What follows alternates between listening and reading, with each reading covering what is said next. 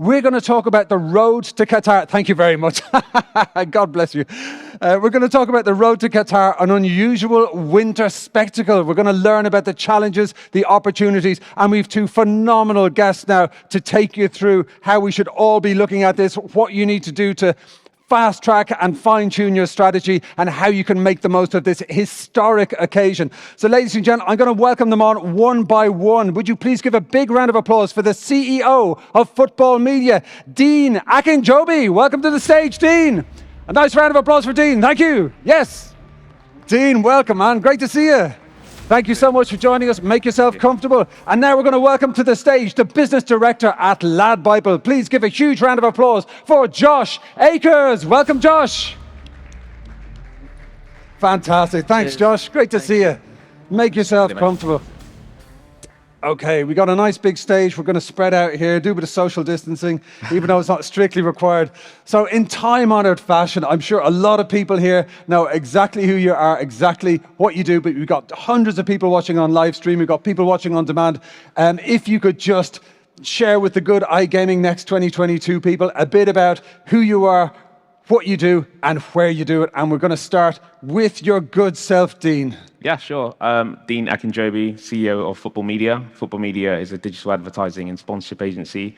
We have a network of fan sites and owned and operated channels that generate around 100 million unique users on a monthly basis. We work with multiple brands in the betting, iGaming space, but also brands outside of iGaming. We have a global presence, and really excited about the World Cup and excited to be here to have a chat with everyone. Awesome. Thank you so much, Dean. And coming over to yourself, Josh, what's the LADbible and Josh elevator pitch? Hi, guys. Josh Akers, Business Director at LADbible Group. We're the world's largest social media publisher. We have 350 million followers worldwide and a monthly reach of 1 billion. I think for us, it's really exciting because we've got specialist channels in sport, gambling, and gaming in different areas. So the World Cup allows us to bring all of those together and have a huge opportunity. And yeah, really excited for today. Fantastic. So let's talk about the big event. The end of 2023 is looking like it's going to be very lucrative for European and newly regulated US states. So when we see the launch of the FIFA World Cup. So let's do a bit of a deep dive into this opportunity, the challenges, the context. Do people need to redesign their roadmap? When do they need to do it? Do they need to think outside of the box, do something different? Let's start at the beginning. So obviously, this is not a big surprise to anyone. Operators have had years to plan for this event. What do we think the impact of this is going to be on their usual domestic schedule? And are we going to see any kind of knock-on effects in terms of benefits or loss in domestic betting turnover? So it's quite a specific question. So I'm going to come to your good self first, Dean. Sure. I think there's definitely going to be an impact because the fact that it was the first time we're having a World Cup in Qatar, and the time differences as well is going to majorly impact in the fact that it's a Winter World Cup, first time we've ever seen this. And I think that whereas there's going to be an impact potentially on betting revenues from a domestic point of view, it's still an opportunity because the World Cup comes like once every 4 years. So I look at it as like the brands that we work in with, we're saying that, yes, be aware that there's going to be less Premier League football, less La Liga, and basically no domestic football, but this is the World Cup. We need to be, we need to be ready for this, and it's a huge opportunity for multiple brands to get it right. And I think timing is of the essence, not leaving it too late. And we were talking about that earlier. Planning in advance and doing it now is really going to be key. Yeah, for sure. It really sounds like you need to get your skates on if you're not already moving towards this target. And what's the LADbible perspective on this opportunity and the timing and the overlap with other tournaments in the space, Josh? Yeah, I think it's a really exciting opportunity because obviously it's the first time in our lifetimes it's happening at this time of year, so it's different. I think for us, completely echo what Dean says, it's about planning in that strategy and making sure you don't get to the final couple of weeks and panicking and just doing something for the sake of it. Yeah. I think where brands will see the most success this winter is going to be having those right research and development in place, building those audiences and making sure that they've tested and learned throughout the process. If you just get to that final week period before the Qatar-Ecuador game, you panic and then you'll just do something, that's not going to work. You need to really plan it out and test and learn with your audience and see what their user habits are going to be.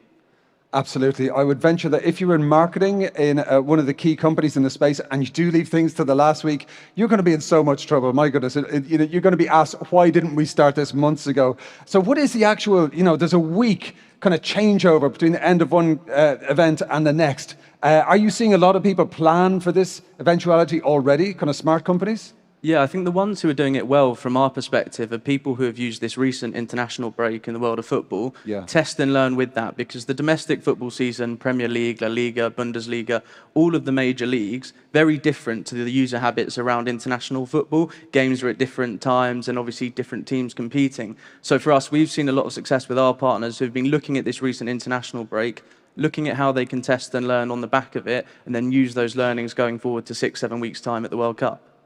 Yeah, an iterative approach seems very sensible in the circumstances because this is new territory. It reminds me a bit of Iceland Airwaves. I know this is a bit of a reach, a bit of a tangent, but Iceland Airwaves is a music festival that they specifically set up in Iceland, partnering with Iceland Airways to get people to visit the country when it was dark and nobody wanted to go there. And it's a massive success. So actually having a familiar event at a completely new time of the calendar can open up a massive vista of new opportunities. And Dean, coming over to yourself, can you mention any names of companies that you're working with that are looking at this opportunity?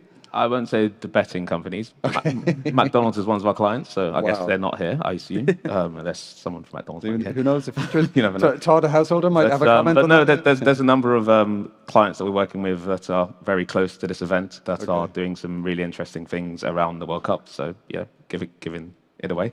But from our point of view, I think it's really about doing things in advance, but doing things in a smart way. So you can look at data capture now with the World Cup in mind. So the World Cup's going to be obviously the biggest event at once every 4 years, and it's going to be very noisy. Everyone's going to be competing for the same eyeballs. But the smart companies and the companies that we're working with and advising them, we're saying that why don't you actually start to do some data capture now? So like, do World Cup campaigns as if the World Cup was on now. You're not going to see any acquisition from it, but what you are going to see is data capture. You're going to capture email addresses. You're going to capture various social data as well that you can retarget. So it's a smart way to actually engage with users at a time where everyone else is maybe spending significant amounts of money trying to compete with each other for eyeballs, whereas you've actually done data capture prior to the World Cup that you can actually turn on at any time. I love it. So this is that kind of iterative approach that you were mentioning earlier. So you don't necessarily need to have your plan nailed down. You just need to get started so you can generate the data and then sort of figure out the best direction to go. What say you, Josh? Yeah, I think on that as well, it's something very similar to what we do at LADbible Group. We have an arm of the business called our Data Intelligence and Planning team, the DIP team. And they have a product called Lad Nation. It's a panel of LADbible Group community members who opt in, and what we're able to do with them is test and learn before content even goes live. So we can give them different options of how, let's say, an Instagram post or a Facebook video would look and find out which is the most successful and which will drive the most engagement, rather than getting to the day of activation and then having to tweak it from there. So doing that ahead of time with a smaller panel, 40, 50,000 that we've got, that'll really help when we go out to the mass audience. Fantastic. That's music to my ears. That really sounds like UX user testing, developing those personas so you can kind of test and A/B stuff. But like doing it before you actually hit the mass market is genius. And if you have, as LADbible obviously does, the resources and the reach to do this, this is immensely powerful. But let's come over to the operators. Now, what's your perspective? I'm going to start with yourself, staying with yourself, Josh. What do you think this new precedent means in terms of a new requirement to engage with customers with alternative products, and will operators need to adjust their strategies for marketing? So you've spoken about the iterative approach, but how should operators be thinking in this new opportunity? I think it's a tricky one because you just have that week period. So launching new products, as Dean said, there's going to be a very noisy space, lots of new products, operators all vying for people's attention and obviously their wallets as well. So what's going to be really key is ensuring that you launch this ahead of time and you have a really engaging way to take it to market. Lots of brands will just do it and kind of the engagement side will be an afterthought. Engaging with them on social media and making sure that you build hype and anticipation for whichever product you're launching. But I think also in addition to that, the key part here is being realistic. If you're launching a new thing and let's say it's a halftime quiz or a game that's very different to what happens around the domestic market, it's not going to be part of the user journey and user experience of your audience. So you need to ensure that you're going to have that cut through, because it's very unrealistic to think just in a week you're going to be able to change their user habits and how they engage around football. Yeah, you really do need to listen to your users. And again, this is where, iterative design, UX testing, mapping out the life cycle is so, so important. And what say you, Dean, from your perspective in terms of how the operators should be looking at marketing and product? Yeah, as I said, I think at the beginning it's about being as early as possible. It's about collecting as much data as possible, and ensuring that you help to cut through the noise. Use tactics that help to cut through the noise. And I think that one idea I was talking about earlier to a particular client is that yes, everyone needs to be looking at the whole sports book because it's the World Cup, but that said, I mean, if you have a casino product, what stops you actually promoting your casino and being a bit tactical about spins and wins and just aligning it to what's actually going on the pitch? So creating not even a new casino product, but just like a reiteration from a marketing standpoint of how you align it with the World Cup. So when you are having your competitor operators that are obviously going for the user acquisition across the sportsbook, you just come from a different angle, but align yourself with the World Cup. So there's different ways and tactics to be used, but I think the key lesson is really doing this as soon as possible, doing it in a way that you collect as much data as possible, and test and learn as much as possible, because it's going to be a hugely busy time, and there's operators there, but there's obviously other brands as well. So obviously we're at a gaming conference, but like the fact of the matter is that you're going to be competing for share of just eyeballs. There's lots of, the brands that we work with outside of betting and that are really planning in advance. And there's just going to be a huge, demand for eyeballs. So be advanced and plan ahead. Wise words, Dean. And you mentioned a little-known startup called McDonald's, I believe, a kind of a new company. Yeah. They're going to be all over it. They're already planning it. You know what they're doing. Do you think there is an element of, shareholder FOMO? Are we seeing any pressure from the top in this sector, from outside the sector? It's like, we have to be here. Same with yourself, Dean. I think what you'll have is FOMO, as in it's a very typical cycle. Certain companies have a long tail planning cycle whereby we planned this 6-7 months ago. Right. But whereas others, it's just the nature of the beast, so to speak, whereby it would become like 1 month until the World Cup starts, or 3 weeks. They're like, oh my God, we need to spend this money. And bearing in mind, we're coming to the end of the year. So there's that added pressure as well to obviously spend your budgets wisely, essentially. So, Yeah. And also as well, I think another factor as well is that we're going to have this World Cup over the Christmas period as well. So, that needs to be factored in, as in there's going to be lots of people with, lots of time on their hands during Christmas as well. So, and maybe a bit more cash to spend. And one of the strategies that we're looking at is, looking at the digital and the physical side of things, because people will have more time on their hands, be quite social during that period of time, is looking at how to tie up with local pub venues and stuff like that. With betting brands that we're working with as well. So it's being quite tactical based on consumer behavior around that particular period of time as well. Awesome. Yeah, that sounds like a perfect storm. You've got, the end of year budgets coming up. You've got consumer pressure, a kind of hunger for more content and interactivity around this, iconic event in a totally new location.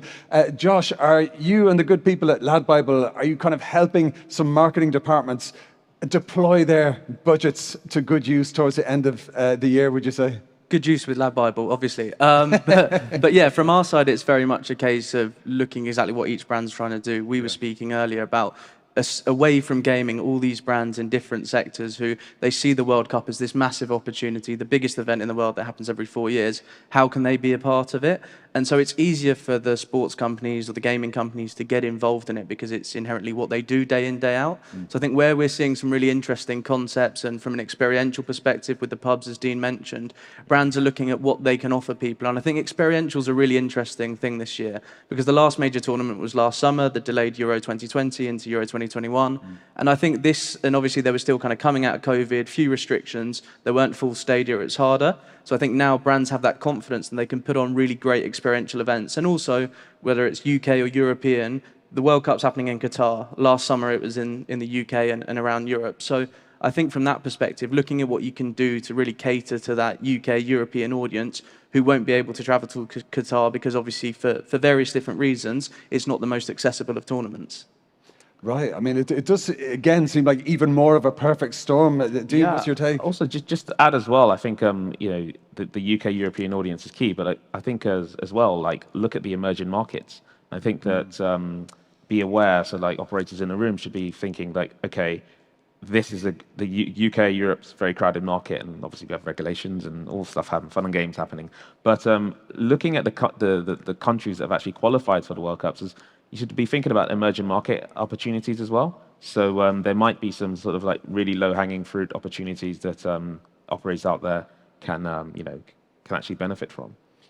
That's what you call a tip. Absolutely, right. Why not? Just giving it all away today. Here we are. iGaming Next. You're definitely going to get a lot of tips from the stage over the next couple of days. So, a broad question to both of you. I mean, of course, it's sort of how long is a piece of string, but depending on what you would recommend for companies in the space, when should they be starting to do all of the planning for this? Yeah, I'd almost say that should already have happened. Obviously, there are some who won't have done it. As Dean mentioned, brands, particularly the headline FIFA sponsors or people who really see this as a massive opportunity, will be doing it months, if not years in advance. Sure. I think now, looking at the recent international break that's ending this week and return to domestic football, I think that's also a key period where should have been looking at and really testing and learning during that period. I think if it's not happened already, definitely now, because it's, 6-7 weeks away, it's not that far. And because of only that 1 week crossover, as I said earlier, it's going to be such a crowded space that week. And it's not just gaming companies, it's brands from all different sectors wanting those eyeballs, wanting those engagements. That's going to be the tricky thing. And I think as well, this is probably more just from a UK-centric perspective, Sure. Cost of living crisis and other things that are going on in the UK. It's a very tricky time, as well as Christmas, as we know this year. It's the most competitive World Cup ever due to the timings and also the nature of what's going on in the UK.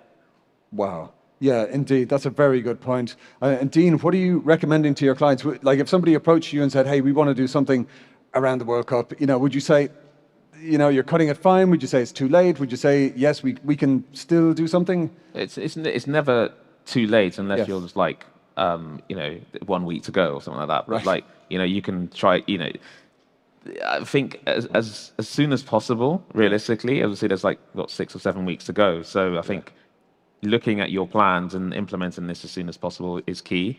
But also just being tactical as well. So be different as well. I mean, yes, you see, operators doing certain things, your competitors doing certain things, and you think, oh, that looks great. But look outside of the box as well. Look at companies that are outside of the operator remit and look at the learnings there and look at understanding what they're doing, because we try to do that with all of the clients that we work with, because we work with quite a broad range across different sectors. We bring learnings in from a fast food brand into a betting brand into a fashion brand, and vice versa. And I think that's really key. So just be different. And there's also ambush marketing opportunities if you have the right strategy behind it that could be implemented in quick turnaround times, being reactive around what's actually happening in the World Cup. I mean, one of the best examples I see, I can't remember, I think it was Adidas. It was during the Women's Euros, and England player, was it Toon? I think it was Toon. No, I don't know which. Rebecca Russo. Right. She looked over the German players, the notes that was written, and then they put it on social media, and then the brand actually put something from Adidas on there. So there's stuff that you can do. I mean, it could be like betting odds there. You could ambush market, but it's knowing and looking at those moments and understanding and having a strategy in place, being reactive enough to actually be able to do that, as well as your wider activity. Fantastic. And Josh, what kind of opportunities could you maybe unlock at LADbible if somebody was going to come to you and say, right, we need to be on this, we need to be all over this, how can you help? Yeah, I think from our side, there's various different things in what we do. We do kind of the big hero video content, whether that's original programming, some of our successful YouTube-based formats, or do we go into something that's more reactive and it's kind of in play during the tournament? To what Dean was mentioning there, could you be proactive, reactive, and actually plan in advance for certain situations to happen? Teams not doing as well as they could, these sort of meme viral moments that will happen. How do you ensure that you have the strategy in place to unlock the potential of them? So I think we're seeing brands, there's one very famous one in the eyewear sector who have a slogan that obviously it all depends on people making mistakes. They're speaking to us at the moment about how do we tap into that? How do we even tap into the fact that big teams like Italy won't be going to the World Cup? What is the content and the engagement that you can drive around those talking points? And then how do you have the plans and the teams in place to act on those as and when they happen? Oh, fantastic. I know I've kind of assumed who the brand is. I'm looking forward to seeing that. I think that could be tremendously funny. So that's absolutely brilliant. But, let's... I just going to add, please. in the betting space, with regards to the brand that you're talking about, I think that in the betting space, when you're looking at these tactical sort of opportunities, you also don't steer too far away from what your brand stands for as well. So obviously, we all know like Paddy Power are notorious for the most craziest things, and everyone gets it. But like if you're a traditional brand, not stay in your lane, but just don't go too far and don't try to be something you're completely not, but also don't be too risk averse. So I think that's really key to understand. To have that kind of balanced middle ground, because you don't want to be like, oh, well, Paddy Power have done this, so we should do something crazier. And it doesn't really align with who you are as a brand. And sign off might be an issue as well. So I think as well, exactly that authentic tone of voice, that you have to have that. If you don't, it will stand out and it will look fake. And you can't just change your brand's tone of voice, perception, just for the 4 or 5 weeks of the World Cup. It has to be consistent with what you're doing, as Dean was saying. And I think that goes back to the planning. If you've not been doing that already, you can't just jump it up during the 4 or 5 weeks and going, this is us. You need to have been doing it consistently. But there are still ways to tap into those moments in just a different tone to what you would usually do. Yeah, indeed. You can't just stick on a pair of Paddy Power lucky pants and just expect to be received like Paddy Power. There's only one Paddy Power. That's a very good reference. And let's get to the part of the presentation where we talk about show me the money. I mean, what do we think is the revenue opportunity here? Has anybody kind of done any forecasts? Or, is there a compelling soundbite for folks in the audience, folks joining by live stream, to bring to their boardroom and say, hey, we need to work with LADbible and football media. We need to take a piece of this pie. How big is the pie? Has anybody seen any estimates? I've seen different levels of estimates, but I think it's just like it's common sense. It's like this is once every 4 years, right? I mean, like it's the biggest event in sport. Indeed. Do you want some, or just like come on? Like this is the biggest opportunity for betting companies, brands around the world. So it's like you don't have to be, I don't know, headline grabbing. You have to be a genius to work out how big this is. And if anyone isn't playing in this sector as an operator, then what are you doing? Kind of thing, And I think the key thing with that as well, and we were discussing earlier, what's going to happen inevitably, finance directors going to marketing directors and saying, you've got to spend the budget, as we referenced earlier. You don't want to get to the week of or during the tournament and go, shit, we've got to do something. You've got to be doing it already, or at least in that planning cycle. So I think from our perspective as well, it's very similar, making sure that you've got that sorted and it's not just a last minute rush. And as Dean said, it's the biggest event, let alone biggest sporting event. It is the biggest event in the world. It's the most viewed event in the world, sport or non-sporting. How do you ensure that you're a part of it? And there's always a way for one of the operators to take advantage in their almost as Dean was saying, by staying in your lane but doing it creatively and strategically. Yeah, so would you kind of encourage brands and operators to be a bit more daring than usual? Is this an opportunity to try something new? I mean, obviously not kind of getting too far away from your brand values, but what would you say is the opportunity here in terms of creativity? Stay with yourself, Josh. I think from our perspective as well, we're a huge media publisher, but I think where we also see value for the brands that we work with, how can we work with them on a creative idea that's going to drive earned media? How do we get into those PR side of things as well? Because as we've all referenced here, there's going to be so many different brands and so many different campaigns. You want your one to stand out. And it doesn't just have to be the humorous Paddy Power stunt or tone. There are many different ways to stand out. And I think that's key, is like you could spend with media publishers, media owners like ourselves, or through other people, but it's ensuring that you have that approach that's going to get you that earned media, that's really going to get you on to the back and front pages of the newspapers, and you're not just spending money for the sake of it. You're actually driving a campaign that does deliver that cut through. Fantastic. And coming back to yourself, Dean, now talk to us a bit about the kind of football media approach to creativity. How do you kind of encourage your clients to be more creative in these opportunities, in these circumstances? Yeah, I mean, what we do, we pretty much have a team of people that are literally giving our clients like ideas all day long, but like proactively. We're being as proactive as possible. So any client of ours would be like, hey guys, have you tried this? Would you want to listen to it?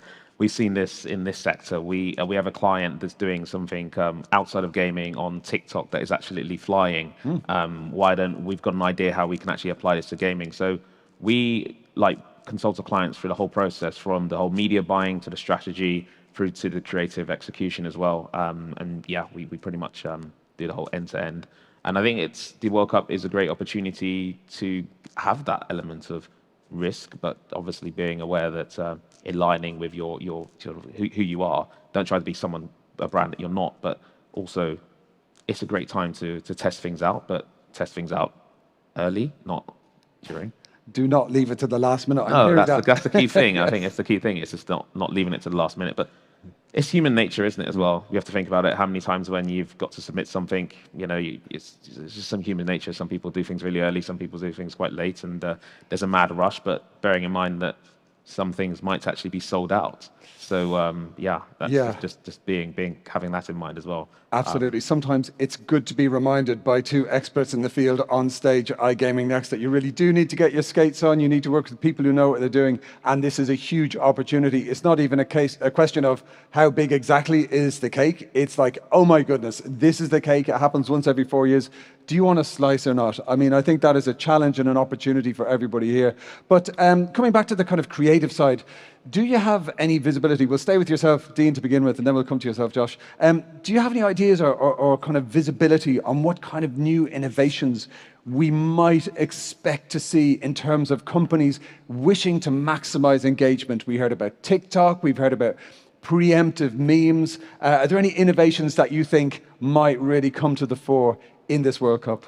I think we might actually start to see people playing around with the metaverse a bit. And one of the products we're actually going to market with is a virtual world product for various brands, whether that's a casino brand, whether it's a football club. So I think that the virtual reality, the virtual engagement is actually going to be an interesting one, whereby you might see brands having brand ambassadors that are avatars and interactivity along those levels, because bearing in mind that not all fans might not be able to get to Qatar, but ultimately we live in a digital landscape, and with no international borders, so to speak, obviously subject to you having a license, but who knows.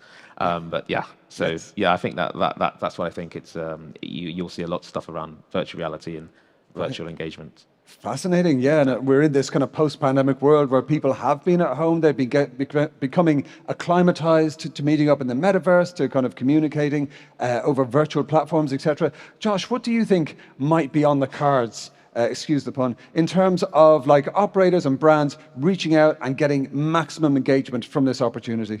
Yeah, I think engagement's key. That's what we pride ourselves on as a business. We've been going for 10 years. It's all about engagement. You can have a huge following, huge reach, but it's about engagement, because if you don't have that, then your audience is worthless.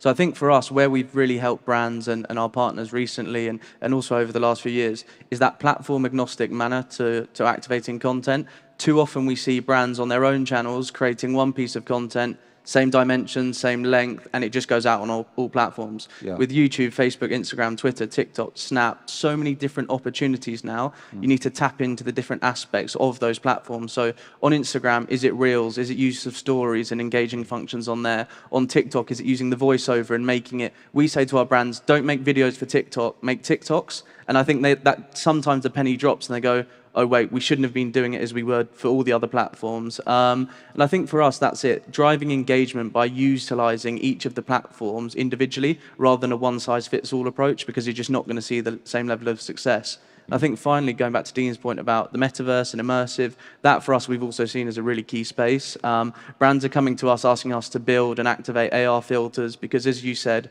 during the 2 years of the pandemic, people were at home and that was the way they're engaging with brands and products. And I think there's going to be a lot, particularly in the gaming space, of opportunities to do that, whether it's a football penalty shootout, quiz or game, whatever it is. How do you engage your audience at key times? Is it the hour before the match when the lineups have been announced? Is it that halftime period for 15 minutes? Is it post-match? It's really engaging with them. And I think AR filters in the immersive space is going to be really key this World Cup for sure. Fantastic. That's absolutely brilliant. And I'm sure there are people watching on live stream, watching on demand, watching in the audience today, and they're thinking, I need to speak to these guys. How can they reach out to you? And obviously here in person, are you both hanging around? A bit of networking later? Here till Friday. So here till Friday, fans. Okay, a bit of liquid networking is on the cards, I think, ladies and gents. Yeah. And then in terms of connecting with you both virtually, Josh, how should they reach out to your good self? Yeah, Josh Akers on LinkedIn, or my email, josh.akers@LADbiblegroup.com. Either way, reach out. And obviously, look, as Dean said, planning should have started a while ago, but if you still want to activate around this space, there's definitely the opportunity to do so. So I think from that perspective, there is still time, and we've got this 6-7 week period to really nail down something that's going to be effective delivering results by driving engagement. Fantastic. That's a great invitation. And Dean, your good self, how do people find you online? Yeah, LinkedIn, Google, quite a unique name. So it's there's not many of us out there. So check me out on LinkedIn. And also my email, dean@footballmedia.co. So yeah, check our website out and have a chat. Yeah, I do love some it. stuff. Fantastic. Very relatable with the unique name. You won't find many Oisin Lunnys around, I can tell you. Ladies and gents, that was absolutely fantastic. Some great advice there. Join me in thanking Dean Akinjobi and Josh Akers. Thank you so much. Thank you.